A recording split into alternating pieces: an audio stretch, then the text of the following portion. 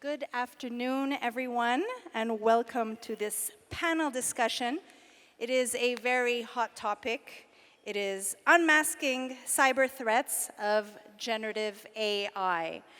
As we launch into a new era of technology, producing different types of content, generative AI is visual, it is text, it is audio, and so we are here today to discuss the threats, but also the opportunities of generative AI on cybersecurity. So Richard, let's start with you, since you are the closest to me. As you assist your EY clients in identifying the cyber risks that they face, what are some of the new cyber threats that are created by artificial intelligence? Thanks, Alex. Yeah, AI is moving so quickly. It's rapid development, and it's kind of democratized IT to some extent. And so, a lot has been made around the threats that are things around the velocity of AI, and particularly when the technology gets into the hands of adversaries, how authentic malware can become, and deep fakes, and so on. But one of the risks we've really been focused on at EY is just how quickly it moves from an organizational perspective. We've long known about this phenomenon of shadow IT. Well, AI almost puts shadow IT on steroids. And so what we're actually seeing is, the business is using AI every day, but the organization is struggling to keep up with how to monitor that. You're getting a gap between business use of AI and how IT and cybersecurity can manage and monitor that. And as a result, you get all sorts of threats around things like data poisoning, around the hijacking of AI, and obviously the privacy risks and so on that create. But really, the challenge for organizations is how do you update your governance and your risk management to deal with the business's use of AI and some of the risks that creates for the organization. And what are some of these risks, if you can give some more detailed examples? Yeah, well, so data poisoning being the first one. Obviously, AI models are only as good as the data used to train them. And increasingly, as business processes around things like next best action in a call center, or how to respond in the case of cybersecurity defense to certain threats, if prompts are deliberately targeted to kind of poison the data, it can create adverse business reactions. So, cybersecurity is about confidentiality, integrity, availability of data. Really this issue is around managing the integrity of data and then the consequential actions on business processes, which increasingly we're going to become reliant on as organizations automate their business processes with AI. Professor Baines, I saw you nodding. Do you also feel, in your research, have you noticed that data is being poisoned? It's certainly something that we are alerted to. Data poisoning can be quite a slow burn attack, in the sense of if you're seeding skewed data, it might take a bit of time to come out in adverse outcomes. But if we think about influence operations over the last few years, some of those have been targeted, say, by nation states or state-sponsored groups, not necessarily to get an immediate outcome to vote for a particular, candidate or political party, but to sow discord in a community. So that general sense of there being an adverse outcome for a particular group in society that has almost an indirect effect, just kind of disruption as much as anything. For me, artificial intelligence and the threats attached to generative AI, it's also about just thinking in terms of what happens when we replace humans with non-human agents in a business. And there are a number of constants, I would say, when I do my futures work, and it's based on a certain amount of time in law enforcement surrounded by badness, that is that over thousands of years, we know that there will always be people who want to harm other people and other people's assets. And we know that technology is evolving at such an incredibly rapid rate. So those people will make use of the technology available to them. So yes, we've seen people trying to make bots go bad. And we've seen large language models like ChatGPT implementing safeguards so that you can't write malware with ChatGPT, for instance. But interestingly, what we've seen spring out of that is people gaming that, repurposing large language models, selling them on the dark web, or on kind of dark forums, precisely so that you can write malware. So I think it's worth kind of broadening out and thinking, rather than it just being how this will affect my business right now, how it will change the cyber criminal ecosystem as well. And as new technologies emerge, do you find that the nature of the crimes is changing in your research? Yeah, I mean, this is what makes my job so exciting. It changes daily, hourly. Particularly with advances in large language models, I think they have outstripped our expectations, haven't they? Generally speaking, it's always my default to say, well, most of the time it's just old wine in new bottles. It's just a different kind of attack vector for the cybercrime that we've already seen. But I do think data poisoning there is the exception. It's a new kind of threat to skew that training data so that it produces something other than we're intending in our use. That's a new one for me. Right, thank you. Mr. Brown, what are some of the ways in which generative AI can be exploited by cybercriminals to develop more sophisticated and evasive cyber threats? No, I think, well, first of all, good afternoon, everybody. I think some of the bits have been pulled out already. I think what generative AI has introduced is a far low barrier of entry into criminal activity. Before, perhaps you had to have the technical background, the tooling, and the motivation. And now we're seeing generative AI being used for a far wider range. So whilst we talk about sophistication, I think it's the ease of access that I'm certainly starting to see more about.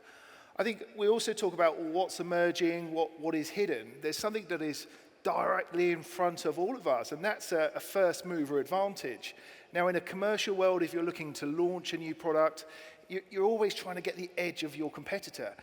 And that's no different, where criminals, they don't have the risk profile that organizations have. They don't have to be looking at the explainability of the artificial intelligence. They don't have to be looking at the legalities, the regulatory. It's a case of, we've developed something, let's launch it. So unfortunately, from sitting on the good side of the fence, we're always going to be slightly behind the curve from that perspective. Some of the other areas just to highlight, and perhaps we can go back to this. Obviously, social engineering is one that comes to the forefront, as well as the sort of, I call it the professionalization of deep fakes. We've talked about deep fakes for many years, but again, it's now become far more accessible. And then clearly we're into the LLMs, the large language models, and how that can be manipulated, poisoned. And we've got used to and accustomed to being a financial motivation. In fact, what we're seeing through data poisoning is there's a far wider range of motivations. Some of them may be short-term, but given the amount of elections and political change that's going on around the world, there's certainly going to be some slow burn ones that are already happening. And the potential convergence of generative AI with social engineering tactics, how is this fusion, how could it amplify the effectiveness of phishing and other manipulative attacks? I think, well, first of all, I think it's a massive impact. Certainly through our threat intelligence team at NCC Group, we've seen over 1,000% increase already. And I have to say it with a bit of a smile on my face, because all of the phishing training, the phishing awareness programs that we've rolled out to all of our colleagues is we're teaching them to spot the obvious. And with previous phishing attempts, you would look for spelling mistakes, you'd look for grammatic errors. Well, actually what generative AI has done is just professionalize that. So not only have you now got this increased throughput and volume, all of the training that we've educated our colleagues on is almost, you're putting that to one side, because you're now confronted by emails which have got a lot more relevance, a lot more professionalism. And with generative AI as well, it's enabling a lot more targeted of spear phishing so that you can really start to add context to the phishing emails. You can talk about the industry. You can really give relevance to the business without too much work. So I think it's a real game changer for certainly what we've seen. Thank you, Mr. Brown. Dr. Yazid, welcome. What is the impact of generative AI related to the scale of cybersecurity attacks? So, assalamu alaikum. Good afternoon, everybody. So, to understand the scale of generative AI, first we have to consider the current state. So, if we look at the current state in 2023, basically adversaries are accelerating and defenders are not able to keep up. It's basically a two-speed race. So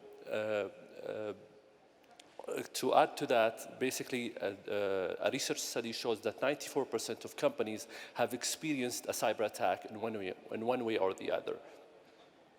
So what's happening is that just as technology transferring to SaaS, for example, software as a service offering, the cybercrime world is doing the same. So the SaaS is becoming in the cybercrime economy as well. And if, for example, we could see a malware as a service offered in the cybercrime. And to add to this, we have the to add to this, the automation of the technology is making the threat actors is able to accelerate the speed and the volume of attacks and the impact as well. With generative AI, it's expected that the situation will be more difficult because now the attackers will be able to have more means to automate to automate and to generate more intelligent attacks. For example, you could have an adversary creating a self-adaptive malware, and that malware will be able to circumvent and to be undetected by the detection systems.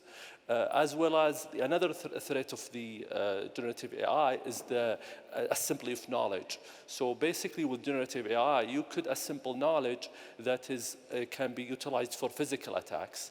Instead of, usually when we have physical attacks, it's limited to state violent actors, but now even non-state violent actors will be able to acquire that knowledge to launch a similar attack. And if we consider these risks as well, the survey showed that about 85% of security officers believe that the rise of cybersecurity attacks that we have seen in 2023 is because of the use of generative AI. Thank you, Doctor. And as an advisor for SITE, what can we do in regards to the regulations that are being implemented? Yeah, regulations are basically a controversial topic because many believe that it's challenging to enforce the constraints, and it's basically wishful thinking.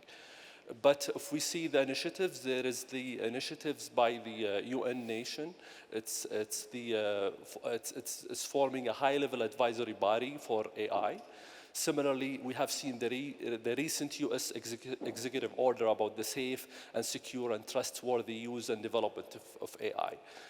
But when you consider regulations, there are basically two approaches. One approach is to have regulations to limit the use of generative AI to prevent it to get in the hands of bad actors. However, this approach will end up basically hurting the openness of the technology as well as preventing it for the good users. So I believe the best way to combat generative AI threats is basically by using it for defense and to basically outperform adversaries. So if you do that, you'll be aligning with the second objective of regulations. Instead of limiting the technology, we should utilize it and use it for defense. For example, and we should design it based on the attack surface. For example, if we consider one of the main issues of generative AI is disinformation. So we should realize that threat actor and then try to come up with defense mechanisms to basically mitigate the risks related to that as well. And how would you go about outperforming? Yeah, basically one example, if we see one of the main challenges related to cybersecurity is responding to alerts. A recent research study shows that only 48% of security alerts are investigated. So one way is to use generative AI to basically fully analyze these security alerts and to basically also not only analyzing them and potentially responding to them. In that way, you will be able to address the two-speed race that I mentioned. So as they attack the adversary are speeding up, we should do the same. We should utilize that technology and not limit it. And then there are many use cases that can be addressed, as I mentioned, with the security alerts. Okay, thank you, Doctor. Well, generative AI is here to stay, correct? Richard, how would you best advise your customers and how they should deal with their risk management approach? Yeah, I think Dr. Yazid used a key word there, which is trust. And I think establishing trust in AI models is going to be key. I think the World Economic Forum has done some of the most recent studies in this space, and they found that 4 out of 10 adults admitted that AI-powered products worry them, and that 50% of adults, wouldn't trust companies who use AI as much as they trust companies that don't. And so it's really incumbent on organizations Can you repeat that? They would trust companies that? 50% of adults would not trust companies who use AI as much as they trust companies who don't use AI. In other words, there's a huge amount of suspicion. There's still a lack of trust. AI. So, I mean, one of the things we've done at EY to help combat this is the notion of a confidence index. So we've got our data scientists and our cybersecurity professionals together to create essentially a framework and an algorithm for, how do you determine if a piece of AI is trustworthy or not? So it looks at things like explainability, data privacy, bias, and so on. So about 7 or 8 different variables to essentially give a trust score to a process that is using AI.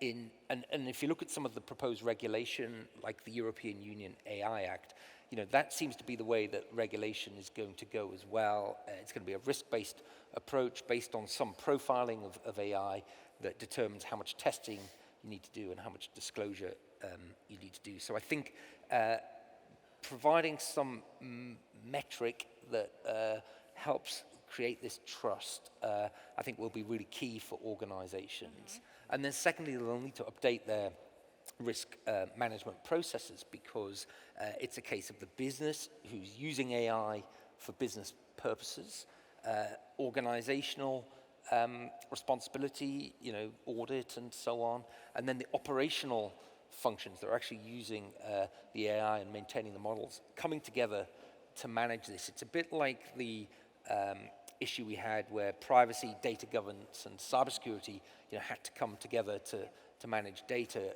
We've got that again, but with slightly different stakeholders and axes to worry about. And then with this issue of trust, there's also a very negative connotation that's come with artificial intelligence. Why do you think that is? Yeah, I mean, I think people are just staggered, as Victoria said, around how quickly and how comprehensive this technology is. It's become, I mean, AI has obviously been around for sort of 10, 15 years, but the generative AI aspect, which sort of burst onto the stage in November when Microsoft acquired OpenAI, I think it's shocked people into just how lucid this technology is and just how much it knows and how quickly it can assimilate new information. And people just aren't ready to surrender that level of control to technology and are worried about it. And again, if you look at President Biden's executive order that came out on Monday, pretty much the second bullet is about managing the risk of AI use for biological warfare, weapons creation. So all of these big, nasty problems are sort of immediately associated with AI, and I think that Right. worries people. Or having a plane flown without a pilot. But Professor Baines suggests that there can be opportunities, right, when it comes to cybersecurity and data protection. Tell us a little bit about how you perceive that. And if you don't mind, I'll just very briefly pick up on, both of your points about the rhetoric of this. When you use that term AI, artificial intelligence, we immediately think of popular culture. We immediately think of science fiction. You can count on one hand the positive blue sky representations of AI in science fiction. It's all very dystopian, isn't it? And we're kind of inculcated with that sense that it's all going to go horribly wrong. But if you were to say to people, how do you feel about chatbots? They'd probably be a lot more positive. And they're interacting with them as if they're dealing with a customer service agent, even though they know that might not be a person on the end of the chat message. In terms of opportunities, actually, I'd quite like to pick up on what you were talking about in terms of the scale of the problem, and about all of those alerts that go unmanaged, because I do a certain amount of research on burnout in cybersecurity. Really? And as we all know, there aren't enough people working in incident response. There aren't enough people working in security operations. And in 2019, Nominet ran a survey of UK and US C-suite cybersecurity executives. 70% of them said they were suffering from moderate to high stress. And I think, we all recognize that. You were talking about the alerts that go unnoticed or the alerts that don't get worked. Where we are at the moment is with the scale of the red flags that we already have are too much for incident response teams, for security operations centers. If what we're saying is that the scale is going to increase exponentially, we absolutely need an automated response, a certain amount of automated defense and incident response, not just because it makes sense for the increasing scale, but because that's how we make best use of the humans that we have on our teams. It's how we keep them from quitting their jobs and going to work into something else. It's how we preserve their mental health and well-being. And dare I say it, as someone who has worked these queues in the past, it's how you give humans tasks that they are good at. Mm-hmm. The threat hunting, that sense of what doesn't feel or smell quite right, which so far, machine learning and AI is not particularly good at. Interesting. We definitely do have a talent gap there. Kevin, how would you best advise your organizations on the strategies that they could adopt to detect early detection and management of cyber threats? Yeah, there's a couple of things just to pick up on what Richard and Vicky have said as well. The first thing is may seem the obvious, but to do something. I've met a number of clients that are almost in this state of paralysis where AI has been around for years. Generative AI comes along and they don't actually know what to do. And I think if we look across the globe, and I think this is why GCF as a forum is perfect for being able to have these open discussions, because it just reinforces that people are not alone. So my first bit of advice is actually to have a clear strategy. It can be a really basic strategy, but it gives you a purpose as to how you're going to approach the topic. It doesn't have to be about sophistication. Coming back to His Excellency, the Minister of Education yesterday, who I thought was particularly refreshing, I really like the point where he was talking about if we're waiting for all of the boxes to be ticked on the clipboard, we've missed it. We've got to go with a risk-based approach, and that's where I think with organizations, and certainly how I advise them, is to have a strategy based upon what you know. But I think the one that is most pressing, as Vicky just mentioned, is the skills gap. AI, the advances of AI, has been amazing in the last few years. Has it closed the gap? 2 sessions ago on this stage, we were talking about a gap of 5 million. That says to me we're not using it. So it's really about understanding the strategy, leveraging colleagues from across the globe, forums such as this, to help you form your strategy. But most importantly, do something. And how do your clients deal with that skills gap? Give us some real life examples. It's I take a great example, phishing. Yes. So I've mentioned an increase of 1,000%. Comes back to perhaps what Richard mentioned as well as trust. You speak to clients who are trying to run a SOC, the volume of phishing attacks has gone through the roof. They've got AI, but their operating model is still the same. The methodology that has been approached is to take the AI, but ultimately it still raises a ticket and ends with a human. So as opposed to saying, well, what is the closed loop activity? Where is it that actually I'm quite happy to take a little bit of risk? Phishing emails is one that should just be a closed loop activity that doesn't need to be necessarily a human in there. So I work with a lot of clients to transform operating models because it's around people, process, and technology, and that has to be the starting point. And I just want to pick up on a point you mentioned about the deep fakes. What strategies do you recommend for those sort of threats? And again, it naturally depends what industry, what sector you're in. It comes back to then the basics of social engineering and recognizing that you've got to have additional controls in place. It comes back to what, I guess from a security industry perspective has been spoken around for years, is defense in depth. So if you've got someone onto one of your call center agents, it can't just be that's the only line of defense in terms of verification. Is it really Mr. Brown on the other end of the phone? You're going to have other verification methods as well. But what I will say, and Yasid as well had a great point, is we have to put AI and generative AI to match it because it's going to frustrate the criminals. And the moment you start to frustrate, the moment you slow down, actually we're now raising the barrier of entry, we're raising the risk profile, and actually the cost for criminals to commit the crime is now going through the roof. And that's the position that we need to get to. So do you mean retaliation? No, not even retaliation. It's actually slowing down their process because criminals, yes, they're criminals, but they've still got investment cases. They've got business cases. Okay. You look at some of the call center scams, they've got metrics around how many calls they've got to make, how many people do they aim to hook a day. And the moment you start to put AI and generative AI on the other end of that call, you've just blown their metrics and their business case. And all of a sudden, the cost of being able to be involved in this criminal activity has just multiplied by X times. Okay, because we did have a cyber psychologist here yesterday that was discussing the concept of fighting back and retaliating based on the profiling that you do of the cyber attacker. And that's something that, there's a fine line with breaking Absolutely. The rules and breaking the law. All right. Dr. Yasid, my last question to you as we're running out of time. What would be the impact of generative AI on the spectrum of emerging technologies? Yeah. Basically, as you see, all the upcoming emerging technologies will have the AI components on them.